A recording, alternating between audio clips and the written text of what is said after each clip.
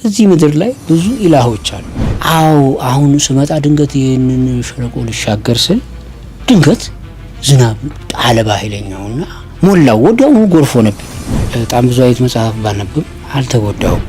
እውነትን ለማወቅ በንጹህ ልብ ኢምፓርሻል ሆነ እውነትን መፈለግ፣ ለእውነቱ መገዛት የሚለው ነገር ላይ ኮሚትመንታቸውን ተምሬያለሁ። ኢስላምና ፍልስፍና ፍጹም አብሮ መሄድ የማይችሉ ነገሮች ወይስ ፍጹም ለእንዲህ አይነት ኮምፓሪዝን መቅረብ የማይችሉ ነገሮች ወይስ ምንና ምን ናቸው? እቺ ጥያቄ ተመልሳ ቢሆን ፍልስፍና ይሞት ነበር። አምላክ የለም በቃ ትልቁ እውቀት እሱ ነው። እሺ እንዴት እንወቅ? እንሸምድድ? የሚሸመደድ አይደለም። ካልገባን ማመን፣ የገባን መወዛገብ የተሻለ ነው።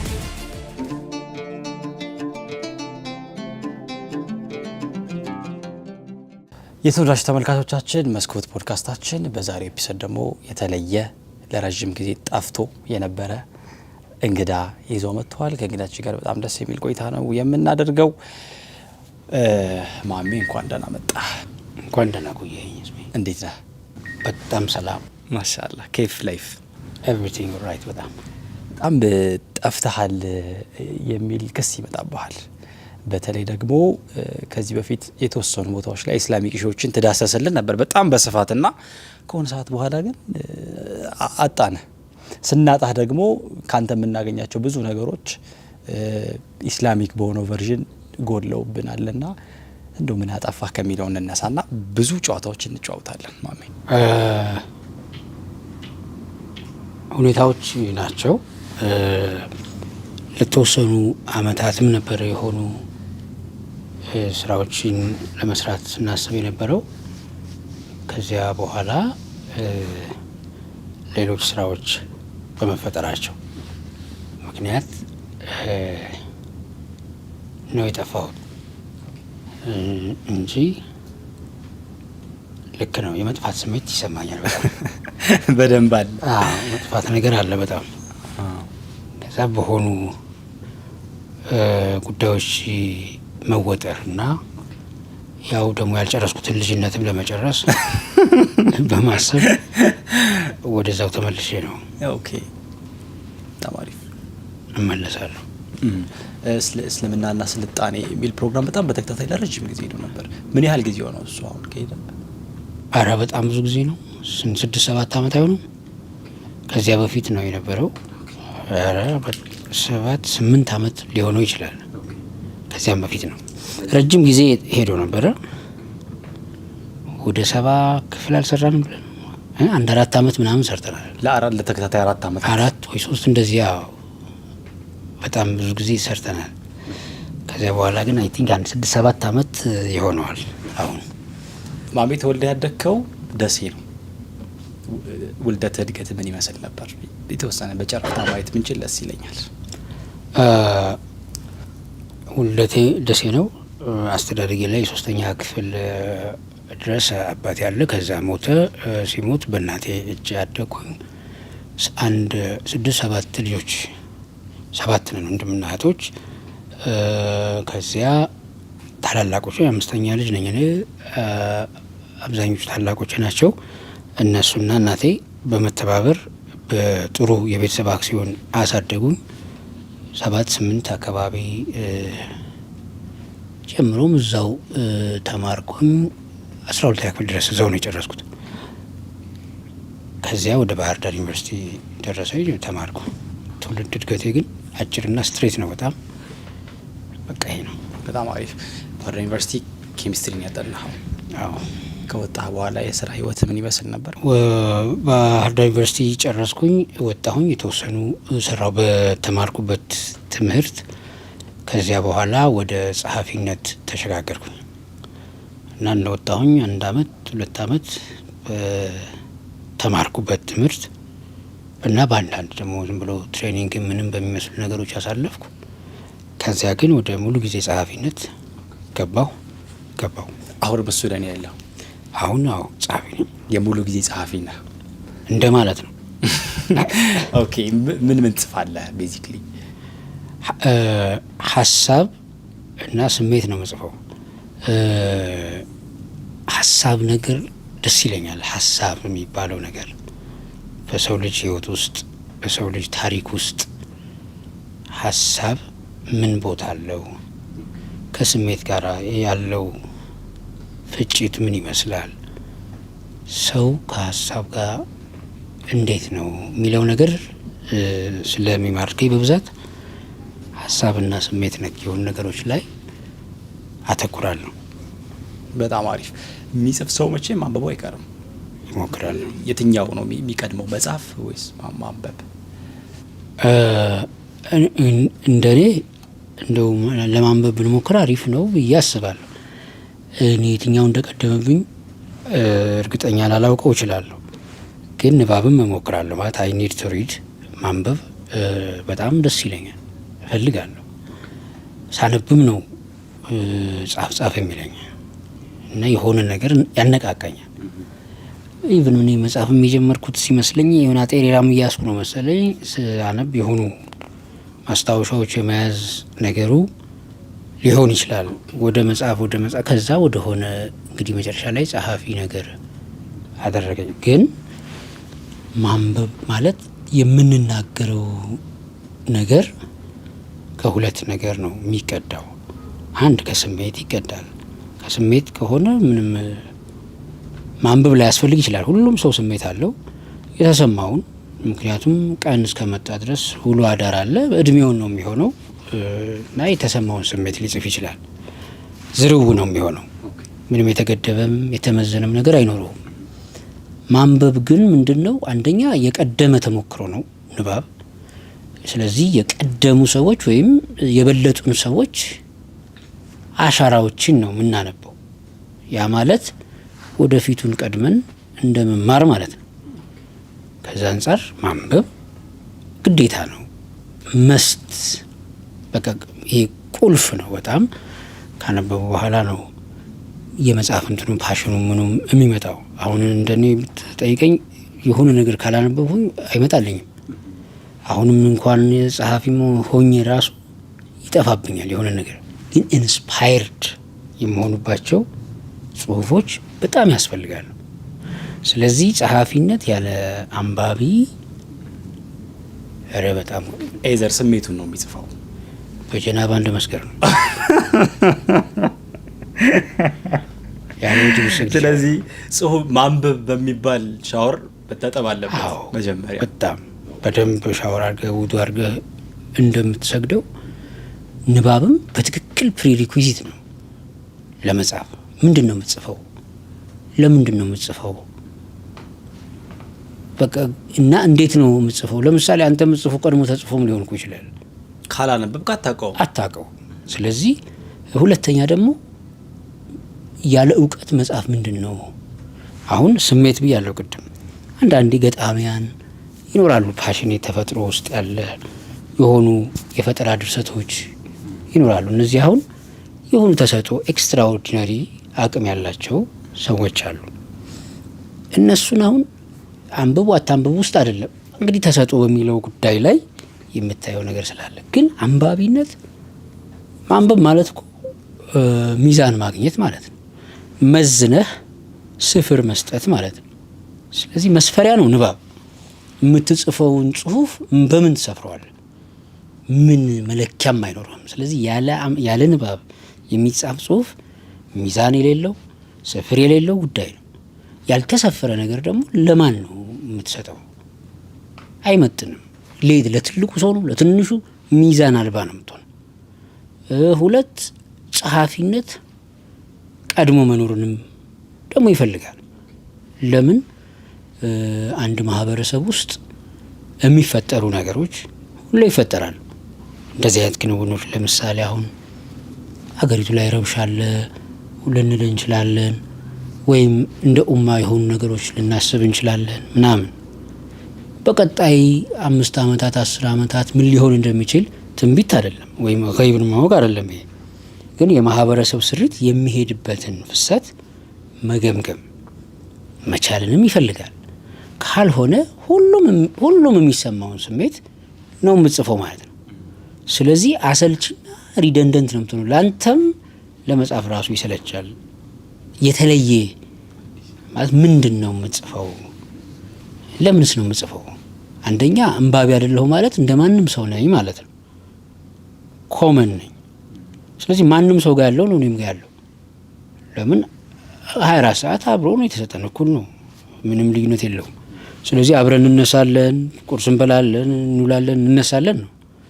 ከዛ ውሏችን አንድ አይነት ስለሆነ አብዛኛው ሰው ተመሳሳይ ህይወት ነው የሚኖረው። ዝም ብላ አሁን 50 ሰው ወጥተን ብናይ ወጣት ከሆነ አሁን በዚህ ሰዓት አሁን ባለንበት ለምሳሌ 20 ብናይ አንድ 15ቱ ነጭ ጫማ ነው ያደረገው፣ ጂንስ በቲሸርት ነው ያደረገው። አየው ዘመኑ ወቅቱ የያዙት ሞባይል ብራንድ የሆነ ሲሚላሪቲ ያለው ስለ ኮፒ ነገር አለ። አብዛኛው ሰው ተመሳሳይ ህይወት ነው የሚኖረው። አንድ አይነት ጓደኛ አንተ ያረከውን ይከተላል አይነት ስታፍ ነው። መነጠል የለውም ማለት ነው። አየው እንደዚህ ከዛው ያለ ንባብ መጽሐፍ። ስለዚህ ያለ ንባብ ያለ መረዳት መጽሐፍ አሁን የተረድቼ ነው የምጽፈው ምናምን ብዬ እንትን እያልኩኝ አይደለም፣ ግን የገባኝ ነው የምጽፈው ብዬ አምናለሁ። ትምክህት ግን አይደለም፣ የምጽፈውም ለራሴ ስለሆነ ማለት ነው። ግን ያለ ማንበብ መጽሐፍ በጣም ከባድ ነው። ስለዚህ ንባብህ ነው ወደ መጽሐፍ የገፋ የተረዳውን አንደርስታንድ ያደረከውን ሶርት ኦፍ እሴት ያንተን ቫሊዩ ጨምረህበት ነው። እንደው ምናልባት ማሚ ለንባብ በር የከፈተልን አጋጣሚ ታስታውሰዋለህ? ድህነት ነው።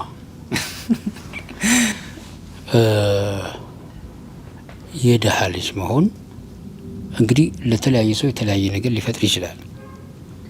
እና ለምሳሌ እንዳልኩ አባቴ ሞተ በልጅነቱ። ከዛ እናቴና ታላላቆቼ ናቸው ቤት የሚያኖሩ። ስለዚህ ትንሽ እድሜ መቁጠር ስትጀምር በልጅነት የሆነ ነገር ፈጥሬ እናቴን አስደስታለሁ የሚል ነገር ሲመጣ የሆነ አንብቦ የለም የፈጠራ ወይ የሆነ ቴክኖሎጂ ነገር መፍጠር የልጅ ጭንቅላት ነው በሚል ስሜት ሁሌ ማንበብና እነዚህ የፈጠራ ሰዎችን ምናምን መፈለግ፣ ባዮግራፊያቸው ምናምን እነ ቶማስ አልቫ ኤዲሰን ምናምን የሚባሉትን መስማት ምናምን፣ ከዛ የነሱ ጽሁፍ የሆነ ነገር ከተገኘ ማንበብ፣ እንደዛ ነገሮች ነበሩ። ትልቁ ጉጉትና እልሄ ግን የድሃ ልጅ መሆኔ ነው። በጣም ጠቅሞኛል። በቃ ቢያንስ እናቴን በምን አስደስታለሁ ስል ድንጋይ ተሸክሜ ቢመጣልኝም ምናልባት አላነብ ይሆናል ወይ የሆነ ነገር ማድረግ ቢሆን፣ ግን የሆነ አንብቦ ብቻ የሆነ ነገር አደርግላታል አላደረኩላትም። አንፎርቹኔትሊ ግን በቃ ዋና የንባብ ፑሽንግ ፋክተር ነው ሞዴሌ ድህነት ነው።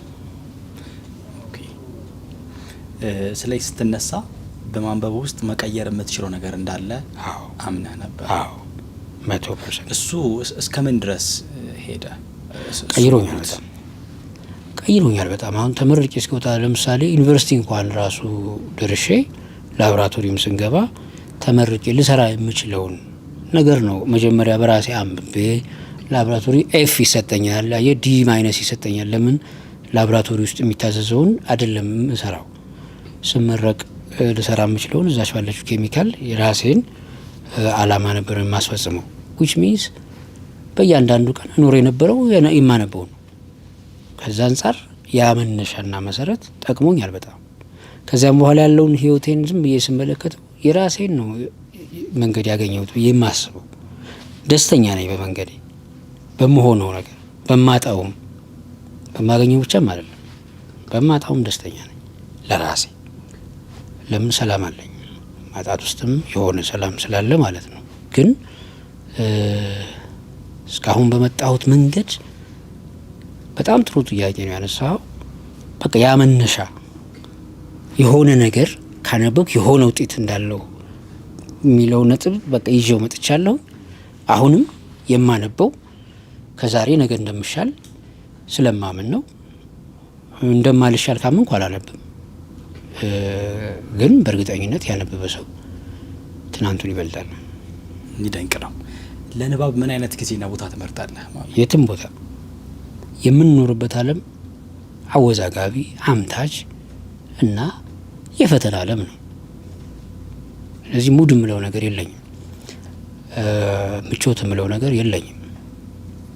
በቃ ያገኘሁትን አጋጣሚ ለመጠቀም ነው የማስበው። አይ ቢመቻች ምናምን ካልክ አዎ ልክ ነው። ደስ የሚል ውሃ ዳር ባነብ ደስ ይለኛል። የሆነ ሰላም ያለው ቦታ ባነብ ደስ ይለኛል። በሆኑ ኮንፈርት ዞኖች ግን ኢትስ ኖት ግዴታ ግን አይደለም። አጠገቤ ብቻ የሚረብሽ ሰው አይኖር። የትኛውም ቦታ ይመቸኛል። የሚረብሽ ሰው እንዴት ያለ ሰው ነው? ከቀልቡ ያልሆነ ሰው ነው። አንደኛ ራሱን ማዳመጥ የማይችል፣ ሁለተኛ አጠገቡ ያለው ሰው በምን ሁኔታ ውስጥ አትሊስት ዝምታ ፈልጎ ከሆነው አትሊስት ሚኒመም ጥቂት ለመረዳት የማይችል ሰው ይሄ በጣም ይረብሽ ሰው ነው። ኖሮም ሳይኖርም አለብህ ይረብሻል። አጠገብህ ቆይቶ ከሄደም ይረብሻል። መንፈሱ ራሱ እንትናል። ከዛ አንጻር በቃ የሚረብሽ ሰው ማለት ስክነት የሌለው ሰው ነው ማለት። ስሜቱ የበለጠው ሰው ያልተረጋጋ። አዎ ስሜቱ ከበለጠው ሰውየው ረባሽ ነው። ይቆዘበዛል፣ ምንም እንትን አይልም። ስለዚህ ታስሮ እንደቆየ ተዋጊ በግ ወይ ደግሞ የሆነ ነገር ነው የሚሆነው። ምንም ደንብር ስለሚሆን ቁጣ አያውቅም፣ የሰውን ስሜት አይረዳም ምናምን። እንደዚህ አይነት ሰዎች በጣም ይረብሻሉ። ከዚያ ውጭ ያለው በሙሉ አይረብሽም። ስለዚህ ይረብሻል የሚባለው አትሞስፌር ለአንተ አይረብሽም። ቢረብሽህ ረባሽ ሰው ካለ ብቻ ኤሪያው ላይ በገለጽከው መንገድ ኤግዛክትሊ። አሁን እነዚህ ካሜራማኖች ለምሳሌ አሁን በጣም መልካሞች ናቸው። አሁን ከዚህ እየተንቀሳቀሰ አሁን መልክ ቢሰራ ይረብሸኛል። ተንበርክኮ ምናምን የሆነ ነገር ላሳምር ብሎ ቢል አሁን በጣም ያስጠላኛል። ምሳሌ ነው የማደርገው እስከ መጨረሻ ይረብሸኛል። አሁን ግን አየኸው በቃ ይሄ ነው ፕሮፌሽን ማለት። የሚገባውን ነገር አደረጉ። ከዚያ በኋላ እየተከታተሉት ነው። ማስተካከል ሲገባ አይረብሽም። አየኸው ይሄ ስሜት ማለት ነው። ግን ብዙ ካሜራማኖች ደግሞ ገጥመውኛል። እንዲህ ይተኛሉ፣ ይንገረበባሉ ምናምን፣ ሰላም ይነሳል። ይደንቃል በጣም። ማሜ ፈልገው ያላገኘው መጽሐፍ አለ በህይወትህ? ብዙ መጽሐፍ አለ። በጣም ያንገበገበ የትኛው? ምን በጣም ብዙ መጽሐፍ እኮ ነው ያለው። በጣም ብዙ መጽሐፍ አላገኝም ፈልጌ። ያው ኢትዮጵያ ውስጥ ብዙ መጽሐፍ አይገባም። ብላክ አቴና የሚል መጽሐፍ አለ። ያንዳንድ ደግሞ ትልልቅ ስኮላሮች መጽሐፎች አሉ ምናምን። ብላክ አቴናን አግኝቼዋለሁ ከ1-2 አመት ምናምን በኋላ አንድ ወዳጅ አምጥቶልኛል። ግን ብዙ መጽሐፎች አሉ እንጂ በጣም ብዙ አሉ በየጊዜው። እና ደግሞ ሰው እኮ ሊኖርህ ይችላል። አሁን ለምሳሌ ውጭ ሀገር ይኖራሉ ምናምን። ግን ችግሩ ምንድነው? በጣም ዘመናዊ በቃ የዘነጠ ጫማ ላክልኝ ብትል በፍጥነት የሚልክልህ ሰውዬ የዛን ጫማ 1/10% በሚሆን ዋጋ መጽሐፍ ገዝቶ ለመላክ ይረሳዋል ወይ ምናምን። ይሄም ካልቸር አለ። ስለዚህ የዓለም አንዱ አሁን ስትኖራየው ምቾት ከምትለዋ ነገር አንዱ ይሄ ነው። የምትፈልገውን መጽሐፍም ጭምር ላታገኝ ትችላለህ። ግን ኢትስ ኦኬ በሚለው ደግሞ ኮምፕሮማይዝ አድርገህም ትኖራለህ። በጣም አሪፍ። በማንበብህ የተጸጸትክበት መጽሐፍ ሳለ ነው? በፍጹም የለም። በፍጹም ደስተኛ ነኝ በጣም በሁሉ ባነበብካቸው። ረግ ስለ ሰይጣንም ላንብብ፣ ስለ ጀነትም ላንብብ። በየትኛውም ሁኔታ ውስጥ አንደኛ አላህን አመሰግነዋለሁ። በጣም ብዙ አይነት መጽሐፍ ባነብም አልተጎዳውም። ማለት የሆነ የሚጸጽተኝ ወይ ደግሞ የሆነ ይህን በማንበቤ እንደዚህ ሆንኩኝ የምልበት የለም። በቃ ሰላም ነኝ። ትናንት የነበረኝ ማንነት አለ፣ ዛሬም ከሞላ ጎደል እያደገ ነው የመጣው። እየተሻሻለ ሊሆን ይችላል፣ በስንፍና እየወረደ የመጣ ሊኖር ይችላል። ዋትሶኤቨር ግን ያ ማለት ባነበብኩት ነገር የምቆጭበት የለም። ደስተኛ ነኝ በጣም። ለነበሩ ብዙ ጥያቄዎች በርከት ያለ መልስ የሰጠ በጣም ክሪቲካል የምትለው መጽሐፍ የትኛው ነው? አይዛጎቪች ነው። አሌጃ አይዛጎቪች ኢስላም ቢትዊን ኢስት ኤንድ ዌስት መጽሐፍ ነው። እሱ መጽሐፍ ጥቅል መጽሐፍ ነው። እንደ ርዕስ ኢስላም ቢትዊን ኢስት ኤንድ ዌስት ሲል ልክ የእስልምና መጽሐፍ ይመስለዋል ሰው፣ ግን አይደለም። ቻፕተር 1 ሚካኤል አንጀሎ ኤንድ ዳርዊን ብሎ ነው የሚጀምረው። ሰው እንዴት ነው የምንረዳው ከሚል ምዕራፍ ነው የሚጀምረው። ፊሎሶፊ፣ አርት፣ ሳይንስ፣ ሪሊጅን፣ ሂስትሪ፣ አንትሮፖሎጂ ሁሉንም። አሊያ ኢዛቤጎቪች የቦዝኒያ ፕሬዚዳንት የነበሩ ፊሎዞፊን በደንብ ያጠኑ እጅግ በጣም በፐርሶናሊቲም የላቀ ማንነት ያላቸው ጀግና ሊቅ ጀግና መሪ ነበሩ። ቦዝኒያ ያኔ በዘጠናዎቹ መጀመሪያ በክሮኤሽያ ማነው እንትና ዩጎዝላቪያ በነበረው ከሰርቦች ከምናምን ጋር በነበረው ዋር በቃ ይሄ ኤትኒክ ክሊንሲንግ የሚባለው ነገር ጄኖሳይድ ምናምን የተፈጸመባቸው ህዝቦች ፕሬዚዳንት ነበሩ። የሚገርም መጽሐፍ ነው የጻፉት። ስለዚህ እሱ በጣም ብዙ መልሶችን መልሶልሃል። ሁሌ ብዙ ጊዜ ፍልስፍና the most understood misunderstood word ይመስለኛል። I don't know ያንተ ለይታ ባላውቅም ግን እስልምናና ፍልስፍና ግን ከዛ በፊት ፈላስፋ ነህ ማለት እንችላለን አይደለም? ሶ ፈላስፋነት እንዴት ነው ዲፋይን የሚደረገው? ፈላስፋነት በመጀመሪያ አዲስ ሀሳብ ማፍለቅ ይፈልጋል። ሁለተኛ ቢያንስ ሌጋሲ 50 ዓመት ተጽዕኖ ሊፈጥር የሚችል ሀሳብ ማፍለቅ መቻል አለብን። ገና እየተማርኩት ነው። ኦኬ እንትኑ ግን አለ ህልሙ is it your dream? my dream is to be man ሰው መሆን ነው ህልሜ። በዛ ሂደት ውስጥ ፍልስፍናን መሆን ፈልጋለሁ። ግን ህልሜ አምላኬን ማወቅ ነው ባጭሩ። I want to know God better እና ያ በቃ የትልቁ ግብ ነው። which means እዚህ ምድራዊ አሁን ፊሎሶፊንም ታጠና እዚህ ምድር ውስጥ ባለ ቲንኪንግ ውስጥ ያለ አስተሳሰብ ነው፣ እይታ ነው፣ አተያይ ነው። ባለፉት 2000 ዓመታት ውስጥ እጅግ በጣም በርካታ ፈላስፎች በእርግጥም ፈላስፋ ሆነው አልፈዋል። በጣም ብዙ ነገሮችን አምተው ግን ጥቅል የሆነ ሁለንተናዊ የሆነ መድረስን ግን መድረስ አይቻልም፣ ፍልስፍናም ጭምር። ከዛ አንጻር በቃ ምንድነው ታዲያ ከነዚህ ሰዎች የተማርከው ካልከኝ እውነትን ለማወቅ በንጹህ ልብ እና በንጹህ ሚዛን ማለት ይሄ ሚዛናዊ ሆነ ኢምፓርሻል ሆነ እውነትን መፈለግ ለእውነቱ መገዛት የሚለው ነገር ላይ ኮሚትመንታቸውን ተምሬያለሁ። ይሄ በትክክል ማወቅ ለሚባለው ጉዳይ በፊሎሶፊው ዓለም እየተማርኩ ነው። አሁንም በደንብ ነው ማጠናው፣ በደንብ ነው የምወደው ፍልስፍና እስከ ጥግ ድረስ አልተውም። ግን ግብህ ምንድነው ካልከኝ አምላኬን ማወቅ ነው። ለምንድነው የግብ የሆነው ካልከኝ በቃ ትልቁ እውቀት እሱ ነው።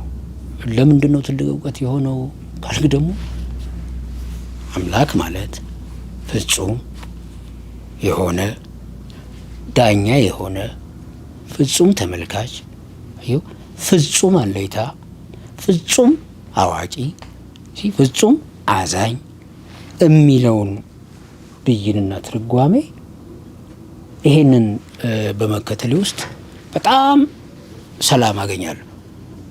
ይህን የበለጠ ለማወቅ እፈልጋለሁ። ያንን ነው የማስበው። ግን በፍልስፍናም ውስጥ ብዙ ሄዳለሁ። ያ ማለት እንትን አይደለም፣ ግን ከዚያም ያልፋል ማለት ነው። በጣም ጥሩ።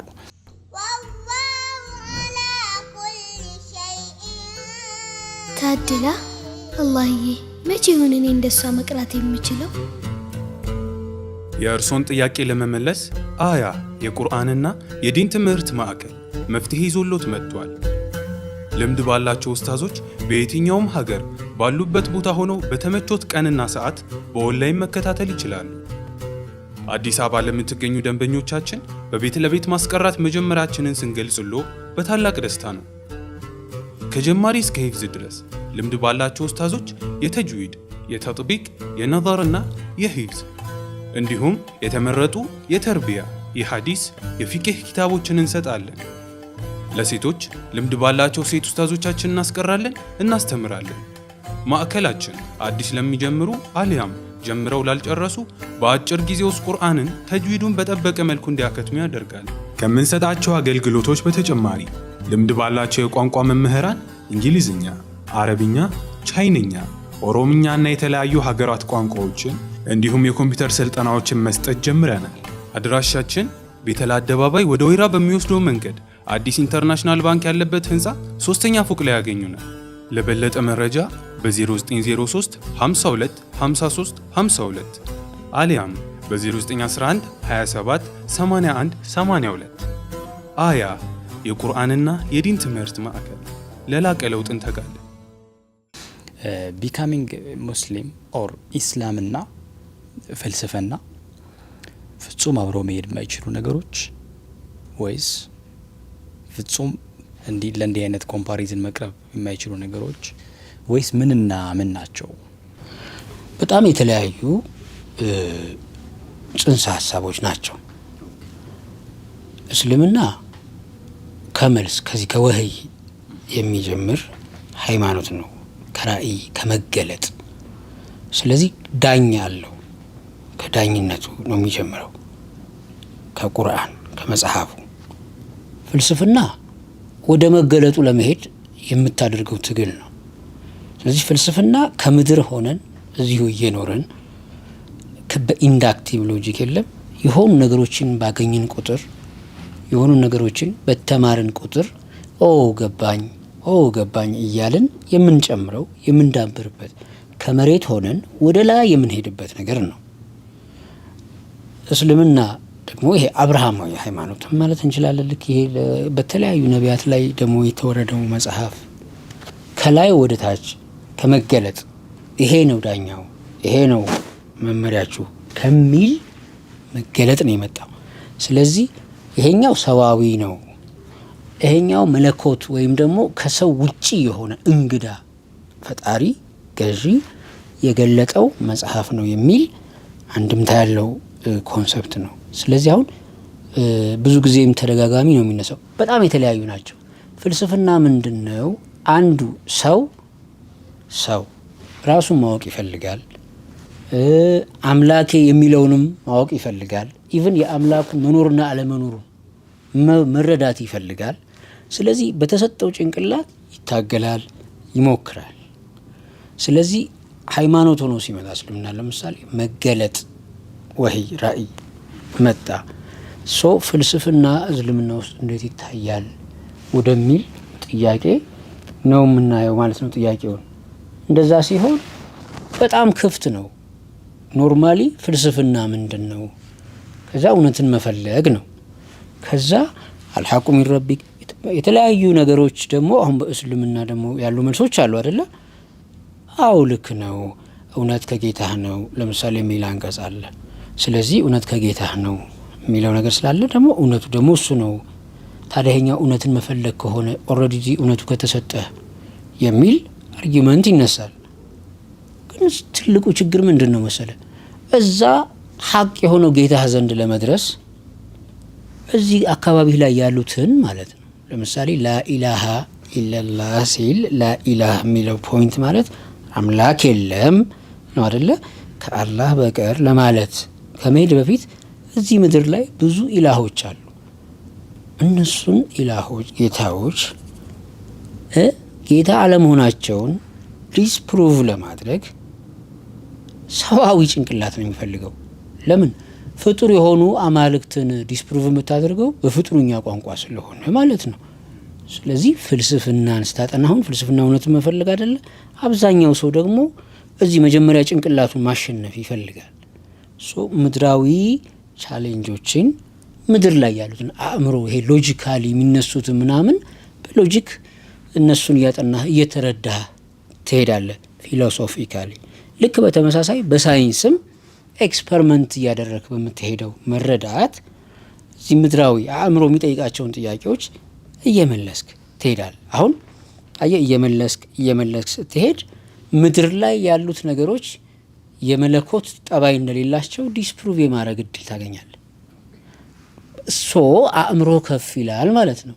ምናብህ ከፍ ሲል አሁን አየኸው ያኔ አልሐቁ ሚን ረቢክ ብትል ወይ የሆነ አንቀጽ ብትፈልግ ትፈልጋለህ ጥያቄ። አንተ ራስህ ትፈልገዋለህ ማለት ነው። እውነትን የት ሄደን እናገኝ አለ።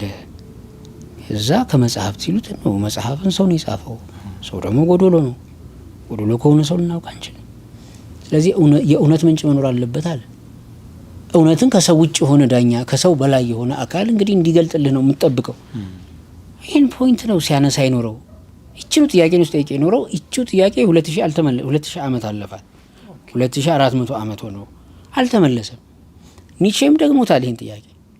ጲላጦስ እውነት ምንድነች ያለችውን ጥያቄ እውነት ምንድነች ብሎ ጠይቆ እጁን ታጠበ፣ ከደሙ ንጹህ ነኝ ምናምን አለ። ይቺ ጥያቄ ተመልሳ ቢሆን ፍልስፍና ይሞት ነበረ አለ ኒቼ። ይኸውል በ20ኛው ክፍለ ዘመን። ስለዚህ በፍልስፍና ትምህርት ቤት ውስጥ እውነት ምንድን ነው የሚለው አልተመለሰም። ግን ሰዎች እውነትን ይፈልጋሉ። እዚህ ጋር እውነት ከጌታ ነው የሚል ደግሞ አንቀጽ አለ አይደለ? እሱን ለመረዳት እዚህ ምድር ላይ ያሉትን መጀመሪያ ቻሌንጆች ማሸነፍ ይፈልጋል።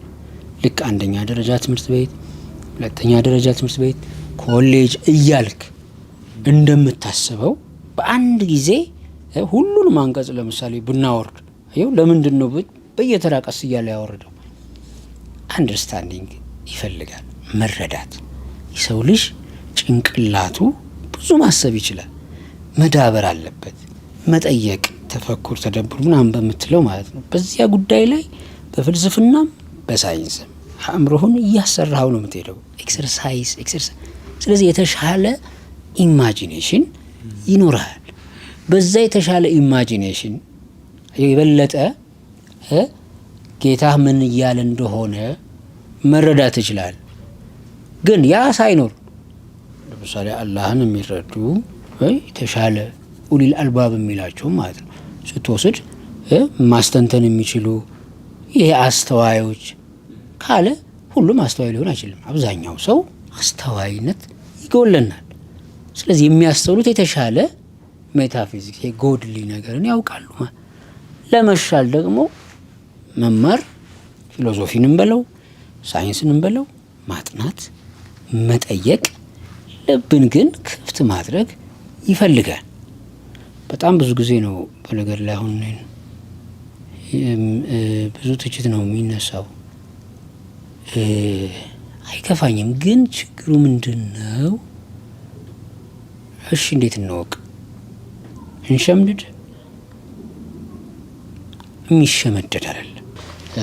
ፍልስፍና አንዱ የማወቂያ መንገድ ነው። ሰዎች በአእምሯቸውም የሚችሉት ድረስ አስበው ይሄዳሉና ፍልስፍናና እስልምና በሚለው ሳይሆን ፍልስፍና ከእስልምና አንጻር ወይም በእስልምና ውስጥ እንዴት ነው የሚታየው ምናምን አይነት ነገር በሚለው ቅኝት ውስጥ ካሰብ ነው ፍልስፍና ማለት እውነትን መፈለግ ነው የሚል ጉዳይ ካለ ሰዎች በአእምሯቸው መጠየቅ ያለባቸውን ጥያቄ እንዲጠይቁ ያበረታታል። ደግሞ አበረታታችነትም አለው። በብዙ መልኩ ማንሳትም ስለሚቻል ማለት ነው። ከዚያ ምንድነው ሙግቱ? ለምሳሌ አመ የተሳሉን ስለምን ነገር ይጠያየቃሉ ብሎ አኒነበ ኢላዚ ምናምን እያለ ሲያወራ ስለ ትንሳኤው ስለ ታላቁ ቀን ምናምን ብሎ ያነሳና ምንም ነገር ሊያውቁ የማይችሉ ሲሆኑ ሲከላለው ተዓለሙ እንደው የሚለው አንበበው الذين في مختلف كلا سيعلمون ثم كلا سيعلمون የማያውቁ ሲሆኑ በእርግጥም የማያውቁ ሲሆኑ ብሎ ደግሞም ሲናገር ምንድነው ለምሳሌ ከሞት በኋላ ህይወት ፊሎሶፊ ውስጥም ሳይንስ ውስጥም ከሞት በኋላ ስላለ ህይወት ማወቅ አንችልም ነው ዴፊኒሽናቸው ሲጀመር የሚለው። ለምን ፊሎሶፊ ውስጥም ሐሳብ ይፈልጋል፣ ግን ይጠናል ከሞት በኋላ ፊሎሶፊ ውስጥ ሜታፊዚክስ የሚባለው ብራንች። ሳይንስ ለመረዳት ኤክስፐሪመንት ስለሚፈልግ አይችልም ወይም እንትን የለኝ ዶሜን የለኝም ነው የሚለው። ግን በእርግጥ የማያውቁ ሲሆኑ ብሎ ሞገተ። ለምሳሌ አይደለ አሁን አየው ሰዎች ፊሎሶፊ ውስጥ ይሄን ይሟገታሉ። ከዛ ቀጥሎ ያመጣቸውን ነገሮች አሁን ስታይ አለም ነጃል አርዶ ሚሃዳ ወልጅባል አውታዳ ምናምን የሚሉ ቨርሶች አሉ። አንድ 16 ቨርሶች ወደታች ስትመለከት ኮስሞሎጂካል አርጊውመንት ነው የሚያነሳው። ምድርን ይሲ ስለ ምድር አሰራር፣ ስለ ተራራ አሰራር፣ ስለ ፀሐይ አወጣጥ፣ ስለ ተክሎች እነዚህ ሁሉ ማለት አስትሮኖሚን፣ ጂኦሎጂን ይሲ እነዚህ ቦታኒ፣ ዞኦሎጂ በጣም ብዙ ኮንሰፕትስ ኦፍ ኖሌጅ አካቶ ነው የሚያነሳው። እነዚህን አትመለከቱም ወይ ብሎ አሁን እየሞገተ ነው መጽሐፉ። ይሄ ማለት ይህ ሰዎች ከሞት በኋላ ህይወት ማወቅ ነው የሚፈልጉት። ፊሎሶፊ ውስጥ ማወቅ፣ መረዳት እና መድረስ እና ማረፍ ነው የሚፈልጉት። the great philosophers ዝም ብሎ ይሄ ከመሬት ተነስቶ እንትን ማለት አይደለም፣ ማወቅና ማረፍ ነው የሚፈልጉት። ከመረዳት ጋር አለቅ መረዳት ብቻ። ይሄን ጥያቄ ሲያነሳ አሁን ይሄኛውን አመጣው ለምሳሌ አይደለ? ይሄን ስታየው ስለ ምድር አሰራር ስትደመም፣ ስለ ተራራው ችካልነት ስትደመም፣ ስለ ሚቲዮሮሎጂ ምናምን እየተደመም 14 15 የሆኑ ቨርሶችን ስታይ እዛ ድማሚ ውስጥ ማረፍ አለው። ቀድሞ ያነሳው ከሞት በኋላ ያለን ህይወት ለማወቅ አይሁ ሎጂካሊ ፊሎሶፊካሊ ወይ ምናምን በቃ ብዙ ነገሮችን መብሰልሰል የሆነ አንደርስታንዲንግ ነው የሚሰጥ። እዚህ ጋር ያለውንም ሳይንሳዊ እውቀት ደግሞ እያወቅከው በመጣ ቁጥር ሊሚቴሽን ኦፍ ኖሌጅ ወይም የሰው ልጅ የማወቅ ግዱብነት የሚባለውን ወደ መረዳት ትደርሳለህ። ያኔ ስለ ፈጣሪ ለማሰብም ልብህ ሰፊ ይሆናል እና ይሄ የሰከነ ማወቅ የሰከነ መረዳት ላይ ትደርሳለህ። ለዚያ ይኸው ፊሎሶፊ የሚባለው ኮንሰፕት ያግዝሃል። አእምሮህ መጠየቅ የሚችለው ጥያቄ ርቀት ድረስ ጠይቅ፣ ሞግት፣ ፈልግ። ግን ግቡ እውነትን መድረስ ስለሆነ የሆነ ጥያቄ ባነሳ ቁጥር እንደገና የሆነ መልስ ባገኘ ቁጥር ዝም ብሎ ለመሟገት አይደለም፣ ለደረቅ አርጊመንት አይደለም። አርጊመንት አለ ፊሎሶፊ ውስጥ፣ ግን ልብ እንድታርፍ የለም ይሄ አእምሮህ እንዲሰክን ዋት ኢዝ ሪያሊቲ እንደ እውነት የሚባለው የለም። ጥግ ያለው የት ነው? ይህን ነው ኮስችን የሚያደርጉት። ከዛ አንጻር አሁን ፊሎሶፊ ኢን ኢስላሚክ ሂስትሪም በእስልምና ታሪክ ውስጥ ቢያንስ እስከ ገዛሊ ታይም ድረስ ኮንቲኒየስሊ ኢንተርቴን ተደርጓል። በደንብ ኢንተርቴን ተደርጓል። የተወገዙ ፊሎሶፊዎችም ነበሩ፣ ግን ማጆሪቲ ኦፍ ዘ ፊሎሶፈርስ ሜንስትሪም እስልምና ውስጥ በደንብ ተጽዕኖ ፈጥረው ስልጣኔውንም አግዘው እምነቱም ውስጥ ያለውን ካሪክለም ዲዛይን ሲደረግ ለሰዎች ተምሳሌት ፈጥረው አልፈውበታል። ከዛ አንጻር ትልቅ ቦታ ኖሮት ነው ያለፈው። ስለዚህ በመጠየቅ ውስጥ መልስ ማግኘቱ ቀልብ ያረጋጋል። ለስክነት ማናቸው ከይፈ ቱሕይል መውታ ሙታን እንዴት እንደምታስነሳ አሳየኝ። አወለም ቱእሚን አላመንክም እንዴት ብለው አመኛለሁ ወላኪን يطمئن ቀልቤ እንዲረጋጋ ኢብራሂም ናቸው በነብይ ደረጃ አይደለ?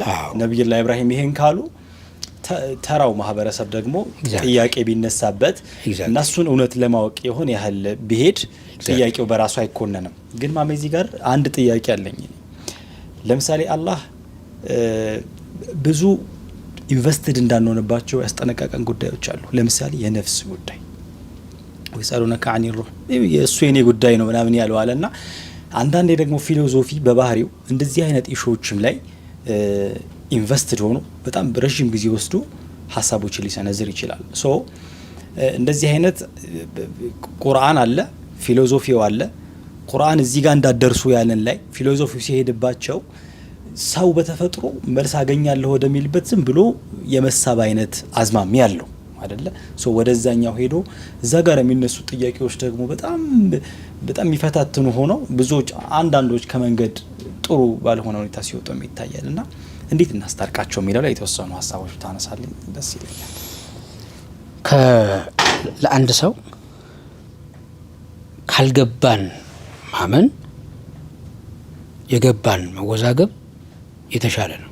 ኦኬ ካልገባን ማለት አብዛኛው ሰው ገብቶን ነው ወይም የምናመልከውን ፈጣሪ የእውነት አውቀነው ነው ወይ ኦነስት ሆነ ብለህ ብትል ሲምፕል ኩዌስችን ነው። ማለት የእውነት ካወቅከው ለምሳሌ ጀነቱም ጀሃነሙም እውነት ናቸው። ሲምፕል አዛት አናኖራችን እንደዛ ይሆን ነበር ወይ? ሲምፕል ጥያቄ የምታነሳ ሁላችንም ላይ ሪዘርቭድ ነው የምንሆነው። ስለዚህ ያልገባን እምነት ውስጥም እንዳለን መጀመሪያ ማበከር በጣም ኢምፖርታንት ነው። ከዚያ ትራዲሽናል ይሄ የለም ይሄ በልማዳዊ ከልጅነት ስንወለድ ከቤተሰቦቻችን የሆነ የያዝነው እምነት ይኖራል። ከዛ ከፍ ስንል ወደ እምነቱ ቤት ወደ መስጂድ ይወስዱናል። ከዛ መስገድ እንጀምራለን። ከዛ እናድጋለን። ከዛ የሃይማኖት መምህር እንሆናለን።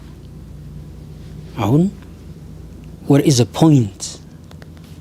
የት ነው በትክክል የመሆን ነጥቡ? መሆን ለምሳሌ 13 ዓመት መካ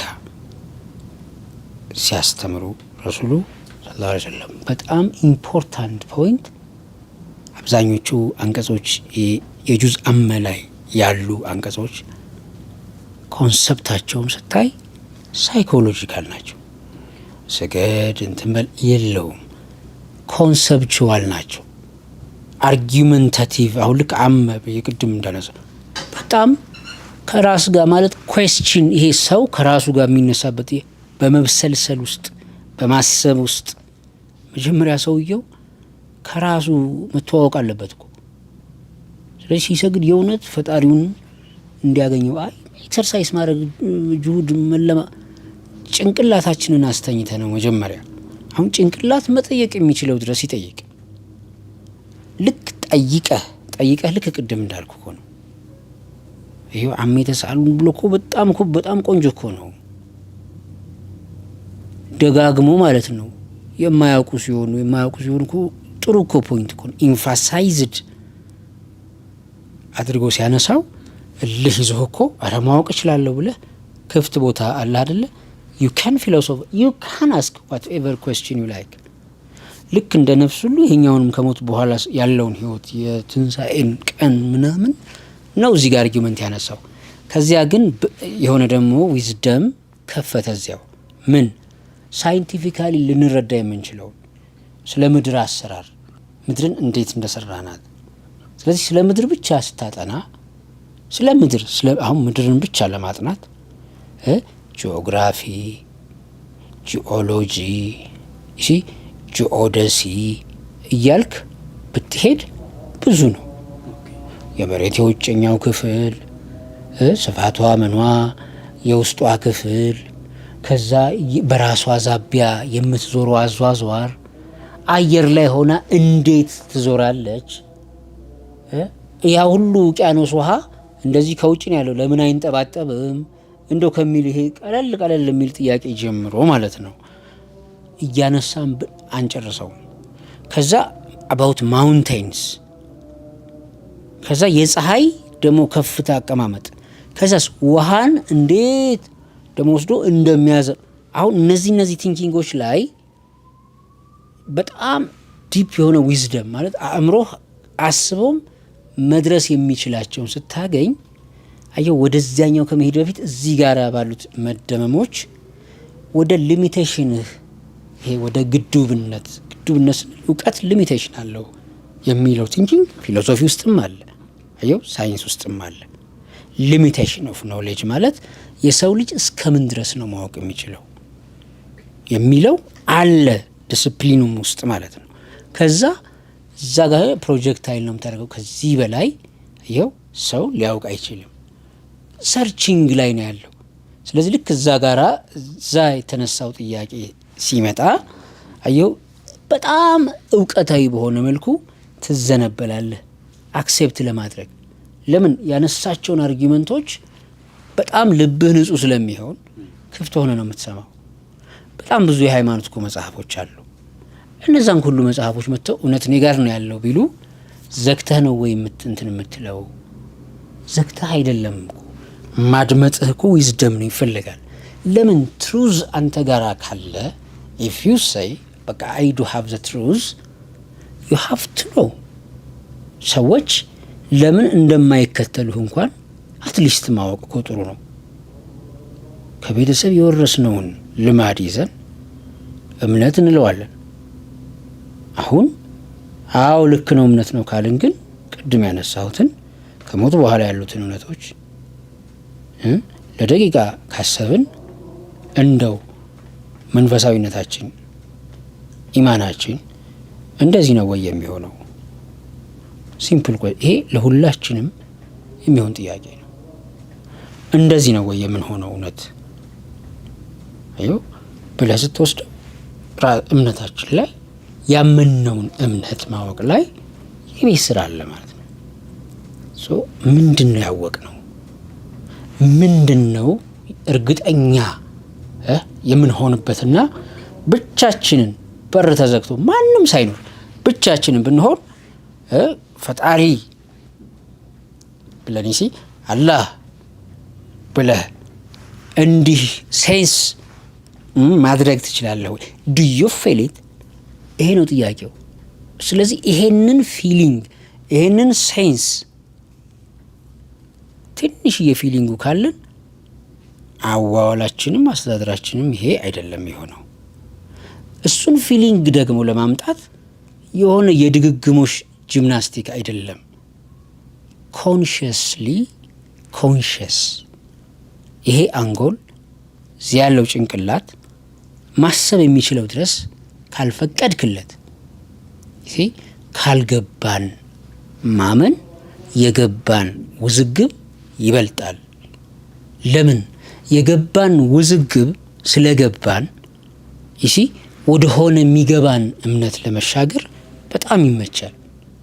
ያልገባን እምነትስ እምነት ስለሆነ አልገባንም፣ ግን ገግመን ተገትረን ግትር ሆነን ሪጂድ ሆነን እንፋለማለን።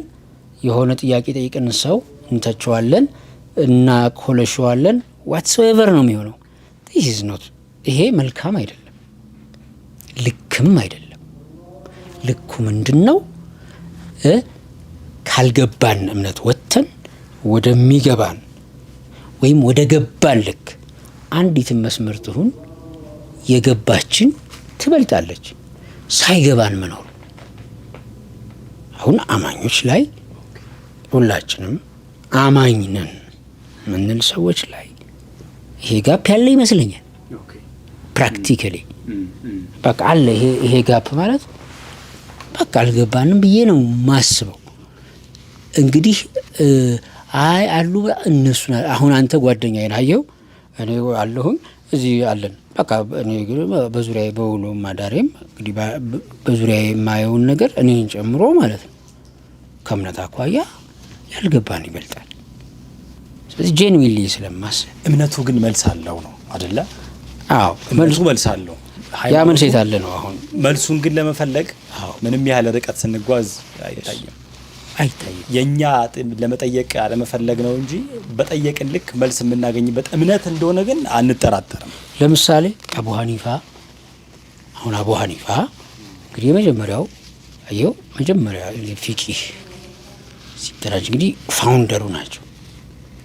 ከዛ በጣም ብዙ ኤቴይስቶች በፈጣሪ የማያምኑ ሰዎች በብዛት ነበሩ። ከግሪክ ከዳይስቶሪያን ሲሪያ ምናምን የመጡ በጣም አስቸጋሪ ፈጣሪ የለም ጭምር የሚሉ ሰዎች ናቸው። ለምሳሌ አንዴ በቃ ፈጣሪ የለም ሊላቸው ፈልጎ ምናምን ቀጠሮ ተደርጎ ለክርክር ከዚያ ቀሩ ማለት ነው። እሳቸው ሲቀር ሰው ተሰብስቧል። ያኛው ተኮፈሰ ማለት ነው። አየው ፈርቶ እኮ ነው የቀረው ምናምን። ሰው ተሰበሰበ ከሰዓት በዛ ማለት ነው ይሄ ሰው። ከዛ መጡ ዘግይተው ሆን ብለው ነው አየህ። ከዛ እንዴት ትዘገያለህ? ይሄ ሁሉ ህዝብ ተሰብስቦ በቀጠሮ ሰዓት ምናምን ሁሉም ፈርቶ ነው በርኩዝኛው ክርክር ይሄኛው ትምክህት ውስጥ ሲገባ። ከዛ አጭር መልስ ነው የመለሱት። አዎ አሁን ስመጣ ድንገት ይሄንን ሸለቆ ልሻገር ስል ድንገት ዝናብ ጣለ በኃይለኛውና ሞላው፣ ወዲያውኑ ጎርፍ ሆነብኝ። ከዛ ቁጭ ብዬ እያሰብኩኝ ግራ ገብቶኝ እያለ እዚህ ፊት ለፊት ያለው ዛፍ ወደቀና ከዛ ራሱን ጠርቦ ታንኳ ሆነ። ከዛ በሱ ተሻግሬ እስክመጣ ነው ሲሉት እንዴት ድንገት ዝናብ ጥሎ ጎርፍ ሞላ፣ እንዴት ዛፉ ወድቆ ራሱን ቀርጾ ሰራ ትላለ ብሎ ራሱ መልሶ ጥያቄ አነሳ ማለት ነው። አንተ አላህ አይደለም እንዴ ይሄ ቀንና ሌሊቱ ምኑ እንዲሁ መጣ እኮ ያልከኝ ነው ፈጣሪ የለም ስትለኛ ይኸው ታዲያ ነው ምን ችግር አለው እዚህ ጋር ወደቀ ዛፉ ራሱን ቀርጾ ታንኳ ሆነልኝ ተሻገርኩበት ብለው ነው የመለሱት። አሁን ይሄንን ነው ይሄ መልስ አየው አቻ መልስ ነው። ስለዚህ አንደርስታንዲንግ የምትለው አሁን ሃይማኖቱ መልስ እንዳለው ጥርጥር የለንም ኢቭን ስንል ማለት ነው ስላመን ነው አሁን እንላለን። ግን ምን ያክል ነው የተቀራረብ ነው? ምን ያክል ነው ኤክሰርሳይዝ የምናደርገው? እንዴ ኢብራሂም እንዴት ነው የምታስነሳው ብለው ጠየቁ። ያውም ኸሊሉላህ ይሄ በቃ አስተማሪ ነገር ነው። ምን መንገድ ነው ዲን ኢማን ስትለው አንድ ሰው ሙስሊም ይሆናል ማስ ሸሪዓውን ተከትሎ ባትስረቅ እጅ ስለሚቆረጥ ሲባል አየው ያን ስለሚፈራ በቃ ሙስሊም ነው ይሰውዬ ህጉን ስለሚፈራ። ከዚያስ ከህጉ አለፍ ብሎ አይ አላህ ያየኛል ማለት ሲጀምር አላህ ያየኛል ማለትን ሲጀምር አየው አላህ ያየኛል ይቀጣኛል አላህ ያየኛል እንደዚህ ማለት ሲጀምር ምን ይሆናል? ሙእሚን ይሆናል። ስለዚህ ሙስሊም ከዛ ሙእሚን ይሆናል። አየው አማኝ ሆነ አንድ ስቴፕ አደገ አላህ ያየኛል ማለት ሲጀምር። ከዚያስ ይህን ማድረግ በእኔ ላይ ግዴታዬ ነው፣ ኃላፊነት አለብኝ። እሺ አላህ ያየኝ ከዛም በላይ ነው። ይሄ በእኔ ላይ አየው በእኔ ላይ ይሄ ግዴታ ነው። ለምሳሌ ሙሉ ክፍያ ከፈልክ እሺ ቀድመህ ከፈልክ የወር ደሞዜን ቀድመህ ሰጠኸኝ ወይ ኮንትራቴን በእኔ ላይ ግዴታ ነው ብዬ ካሰብኩኝ ስለከፈልከኝ ሌላ ቀብድ አላሳድድም። ኖ ኢትስ ማይ ዲዩቲ ሶ አይ ሃቭ ቱ ወርክ ኢት አየው እዚህ ጋር ኢሕሳን ይባላል ማለት ነው። ስለዚህ ሙሕሲን የምትለው ሶስተኛ እርከን ይሆናል። ስለዚህ ራሱ እስልምና ውስጥ ሙስሊምነት አለ፣ ሙእሚንነት አለ፣ ሙሕሲንነት አለ። ይሄ መንገድ ነው አይደለም፣ ጉዞ ነው። ሶስቱም ሊሰግዱ ይችላሉ እንጂ ሶስቱም ይሰግዳሉ፣ ሶስቱም ይጾማሉ፣ ሶስቱም ይሄ ላይፍ አለኩ። ግን ኳሊቲ ኦፍ ይሄ የድርጊት ጥራታቸው ግን ይለያያል። ያ ማለት አየው አንዱ ኃላፊነቴ ነው በቃ ያንን አለማለት ለራሱ ፐርሰናል ሳቲስፋክሽን ዲዩቲ ግዴታዬ ነው የሚለው። አንዱስ ፈጣሪዬ ስለሚያይ ነው የሚለው። አንዱስ ይሄን ካላረኩ አንተ ሰግድም እንዲህ ብለህ ስለምትሰድበኝ አንተ ስትሄድ አይቼ እገባለሁ ተመሳስዬ በቃ ሙስሊም ነኝ አንተ ማትፈርድበትም ላ ኢላሀ ኢለላህ በቃ ሙስሊም ነው እንደምትለው ነው። ይሄ ማለት ኮሚዩኒቲውን ፈርቶ ይሆናል፣ ፈጣሪዬ አለ ብሎ ይሆናል። አይ ግዴታዬን ፈጣሪማ ከፈጣሪ ከዚህ በላይ ምን ያደርግልኝ አመሰግነዋለሁ እያለ ደግሞ የበለጠ ዛኪር ሆኖ ደግሞ የሚኖር ደግሞ ግዴታውን ተወጥቶ ይሄ ስትወስደው አየው አሁን እኛ የቱ ላይ ነን የሚለውንም ከማሰብ ጀምሮ እምነቱ ውስጥ እምነቱማ ፐርፌክት ነው ብለን ኢቭን ከመጀመሪያችን በፊት እኛ ራሱ ስንጠይቅ ኢህዲነ ሲራጠል ሙስተቂም ቀጥተኛው መንገድ ምራን የሚል አማኝ አምኖ እኮ ነው። ይሄ ማለት አምነ መሪው አንተ አይደለም ማለት እሲም ራሱ ነው የሚመራው ወደ ልኩ ወደ ፐርፌክቱ የሚመራው እሱ ነው። ለምን ጎዶሎ ወደ ፐርፌክት እኮ ይመለከታል እንጂ እኮ ፐርፌክት ሊሆን አይችልም። ፐርፌክቱ ግን ጎዶሎ መምራት ይችላል። ሶ እዚህ ፖይንት ላይ ተቆምና ያንን ፐርፌክሽን ትፈልጋለህ። ያ ፐርፌክሽን በእውቀት ብቻ አይመጣም። መንፈሳዊነት የሚባለው እዛ ላይ ይመጣል ማለት ነው። ስለዚህ ፊሎሶፊ የሚባለው ጉዳይ እውቀት ተኮር የሆኑትን ጥያቄዎች እነሱ ጥያቄዎች አካባቢ ለመብሰል ለመዳበር ያግዛል። እነዚህ ደግሞ እውቀት ተኮር የሚባሉ ጥያቄዎች ሁሌ ዴይ ቱ ዴይ ህይወታችን ውስጥ የማያቋርጡ ናቸው። ልክ እነሱን የመለስክ የሆነ ፖይንት ላይ ስትደርስ ወደ ልብህ ማየት ትጀምራለህ። ልብ ደግሞ የመንፈሳዊ ተፈጥሮ ነው ያላት በባህሪዋ። በቃ መንፈሳዊ ተፈጥሮ ስለሆነ ከእምነቱ ውጭ እንኳን ለምሳሌ እናስብት ሳይኮሎጂካሊ ሙሰደው እጂ ምንድነው ለምሳሌ ለሰዎች በጎ ስታረግ የሚሰማ ሰላም አለ። የሆነ ጥሩ ሰው ስትሆን የሚሰማ ነገር አለ። ደግነት ርህራሄ፣ በጎ መሆን ወደሚሉ አስተሳሰቦች ትመጣለህ። የአብርሃም ማስሎ አክቹዋላይዜሽን የሚባለው ማለት ነው። ሰልፍ ኒድ ብሎ ታች መጀመሪያ ለሆድ እንኖራለን። ከዛ ሆዳችንን ሴኪዩር ለማድረግ ቋሚ ስራ ምናምን እንፈልጋለን። ከዛስ ቢሎንጊንግነስ ለምናፈቅረው ሰው ለወለድነው ልጅ ምናምን እንኖራለን። ከዚያስ ሰልፍ ይሄ በራስ ላይ ክብር፣ አሸናፊነት፣ ድል የሚባለውን ነገር ለማምጣት ከዚያስ ለሰዎች ስለመኖር ስንል አይሁ ሰልፍ አክቹዋላይዜሽን ይለዋል። በዲንስ በኩል ያለው እንዴ ለሰዎች ከተገለጸች በላጭ ሆናችሁ ኩንቱም ኸይረ ኡመቲን የሚለው በመልካም ታዛላችሁ ከክፉ ትከለክላላችሁ የሚለውን ሞቶ ይሄንን የቁርአን ቨርስ ስታይ ማለት ነው እምነት የሚገለጸው ዲኑ በጎ በመሆን ነው። አራኢተ ለዚ በደንብ ስታያቸው 10 ፖይንትስ ለሰዎች ላንተ ሳይሆን ለሰዎች በጎ መሆን። ይሄ አእምሮአዊ አይደለም፣ ልባዊ ነው። ለምሳሌ አእምሮ ማትረፍ ነው የሚፈልገው። ማትረፍ ስማርት ሆኜ ካልኩሌሽን ሰርተ ሀው ምናምን ነው የምትለው። በዛ ስለ አሁን ፊሎሶፊ አእምሮአዊ ስለሚሆን የሆነ ኩዌስችን ምናምን ይፈልግ፣ የሆነ ሰዓት ላይ ግን ይቆማል። ከዛ ዋት ኢዝ ሚንት ባይ ትሩዝ ልክ እንደ ሶቅራጥስ ደስ እያለው ሞቷል እኮ መጨረሻ ላይ የት ላገኘው እውነትን በሚል ኩዌስችን ብቻ ማለት ነው። ሌሎቹንም እንደዚህ ማለት እንደ ዲስፕሊን ነው የምናያቸው። ከዛ ምን ጥቅም አለው? አእምሮአዊ የሆኑትን ረብሻዎች እንረበሽበትና ኮንፊውዥን ውስጥ እንደርሳለን። ያ ኮንፊውዥን ምን መሰለህ የሚፈልገው መገለጥ፣ ራእይ፣ ወህይ፣ the necessity of ወህይ ያንን question ነው መጨረሻ ላይ if you are a true philosopher at the end question የምታደርገው the importance of deductive logic ነው። ማለት ከጀነራል ወደ ስፔሲፊክ የሚመጣ ያኔ ይኸው ልብ ያርፋል። አክቹዋል ሰው መሆን ሙህሲን ያልነው ማለት ነው። ሰልፍ አክቹዋላይዜሽን የሚባለው የኢህሳን ፖይንት ነው። እነዚህን ነገሮች ለማገናኘት it's very important። እንደውም ያ መሞቱ ነው አሁን አዌክ የሆነ አዌክ ማለት የነቃ የተራመደ ለማህበረሰብ መለወጥ አብዮት ማለት ትልቁ የዲን አብዮት ማለት የሞራል አብዮት ነው፣ የምግባር አብዮት። እሱ እንዲመጣ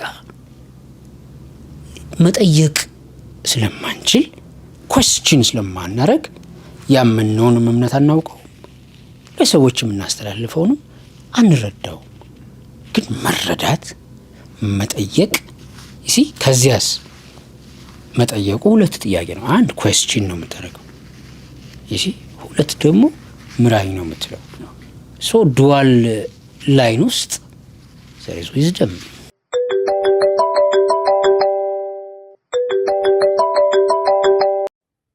ሄሎ አሁን አይማል በል እነ ቆይ ውጭ ሀገር ልሄድ ነው ማለት ነው። ሄሎ አሁን እንግሊዘኛውን ለምን ይልካሉ? ማንን እንዳስነበብ ነው? እንደምደሰፋንታ በዚህ ሰዓት ምንድነው ብትተክዡ? እዛ ሄጄ እንዴት ነው መሆነው? የተላከልኝን ነገር እንኳን እኮ ማንበብ አልቻልኩ። ለምን ታዲያ እኔ ተማርኩበት ለምን አትማሪ? ነይ ላሳይሽ። እንደውም አሁን መመዝገብ ትችያለሽ። የተለየ የቋንቋ እውቀት የለኝም ብለው እንዳይስቡ።